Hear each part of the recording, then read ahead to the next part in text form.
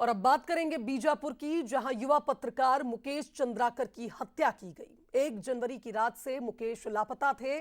ठेकेदार सुरेश चंद्राकर के बाड़े के सेप्टिक टैंक में मुकेश का शव मिला है। परिजनों ने मुकेश के हाथ पर बने टैटू को देखकर पहचान की है। ठेकेदार सुरेश चंद्राकर के भ्रष्टाचार की पोल खोली थी मुकेश ने, और जाबाज रिपोर्टिंग के लिए माने जाते थे मुकेश। और ऐसे में आप देखिए जिस तरह से पत्रकार को मौत के घाट उतारा इस ठेकेदार ने। गुर्गों के साथ मिलकर ठेकेदार ने इस घटना को अंजाम दिया, और बताया जा रहा है कि इस पूरी घटना पर अब सीएम विष्णुदेव साय ने दुख जताया। छत्तीसगढ़ बीजेपी ने इस दौरान कांग्रेस पर भी निशाना साधा है। जिस तरह से कांग्रेस ने तमाम आरोप बीजेपी पर लगाए थे, तो बता दें कि पीसीसी चीफ दीपक बैज के साथ सुरेश चंद्राकर की फोटो शेयर करके बीजेपी ने पोस्ट पर लिखा है कि कांग्रेस का हाथ अपराधियों के साथ है। वहीं सीएम विष्णुदेव साय ने कहा कि जो भी इस घटना के पीछे जिम्मेदार आरोपी है उसे हम बख्शेंगे नहीं। आप देखिए, पत्रकार की एक तरफ ये मर्डर मिस्ट्री थी, लगातार पत्रकार मुकेश को ढूंढा जा रहा था। और चलिए अब आपको बताते हैं कि आखिर क्या है पूरी खबर।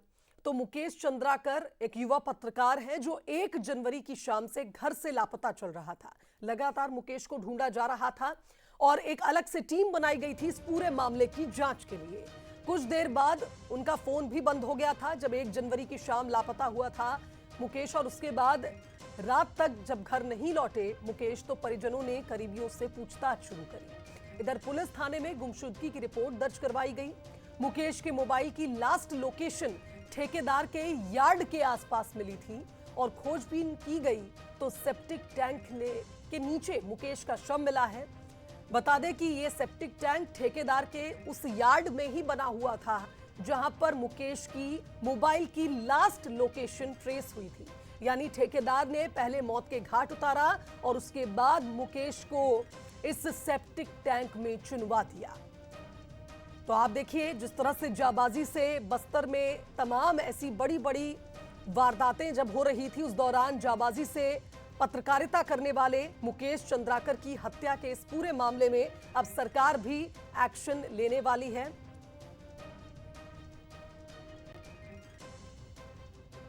चलिए इस खबर पर हमारे साथ संवाददाता अनंत लाइव जुड़ रहे हैं, उनका रुख कर लेते हैं। अनंत, जिस तरह से जाबाज पत्रकार माना जाता था मुकेश चंद्राकर को, और हमने देखा किस तरह से इस पूरी घटना को अंजाम दिया उस ठेकेदार ने जिसके खिलाफ मुकेश ने हाल ही में एक रिपोर्ट तैयार की थी। दूसरी ओर आप देखिए एक और पत्रकार की हत्या हो जाती है और दूसरी ओर इस पूरे मामले पर अब सियासत भी शुरू हो गई है।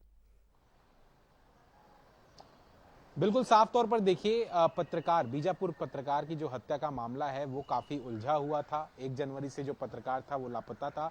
उसके बाद जब जांच की जाती है तो लगातार देखिए जांच के बाद उनका लोकेशन ट्रैक किया जाता है, और लोकेशन जो ट्रैक होता है वो ठेकेदार सुरेश चंद्राकर के यार्ड के आसपास का ट्रैक होता है। उसके बाद पुलिस की टीम वहां पहुंचती है और सेप्टिक टैंक से जो पत्रकार हैं उनका डेड बॉडी बरामद करती है। और देखिए ये पूरा मामला जो है काफी उलझा हुआ था, लेकिन अब ये स्पष्ट होता जा रहा है क्योंकि लगातार जो मुकेश चंद्राकर थे, जो पत्रकार थे, वो कई खबरों को दर्शाते रहते थे, दिखाते रहते थे, और उसके बाद ये जो पूरी कहानी है वो अब फिलहाल जांच का विषय है। लगातार पुलिस इस मामले में जांच कर रही है, लेकिन अब इस पर राजनीतिक जो सियासत है वो भी देखने को मिल रहा है। भारतीय जनता पार्टी की तरफ से इसे लेकर एक ट्वीट जारी किया गया है, और उस ट्वीट में दीपक बैज के साथ जो ठेकेदार हैं उनका तस्वीर साफ तौर पर नजर आ रहा है। और भारतीय जनता पार्टी कांग्रेस से अब यह सवाल करते नजर आ रही है कि लगातार कांग्रेस जो है वो अपराधियों के साथ रहती है, तो कांग्रेस जो है जवाब दे, राहुल गांधी जवाब दे कि अपराधियों के साथ कांग्रेस क्यों रहती है।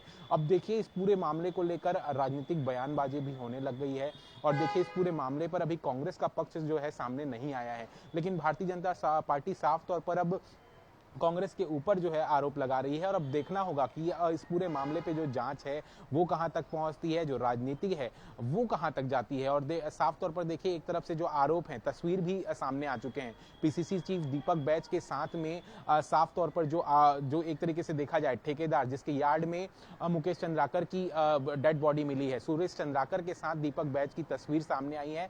ये तस्वीर जो है भारतीय जनता पार्टी ने साझा किया है और कांग्रेस से और राहुल गांधी से सवाल किया है कि जवाब मांगा है, अपराधियों का साथ क्यों कांग्रेस के लोग जो हैं वो देते नजर आते हैं।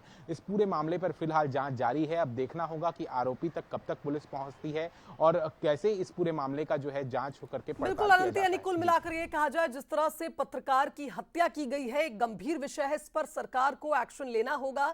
लेकिन इस बीच सियासत भी काफी ज्यादा तेज है और आरोप प्रत्यारोप का दौर मुझे लगता है अभी काफी लंबे वक्त तक जारी रहेगा। फिलहाल बहुत शुक्रिया आपका तमाम बातचीत के लिए। आगे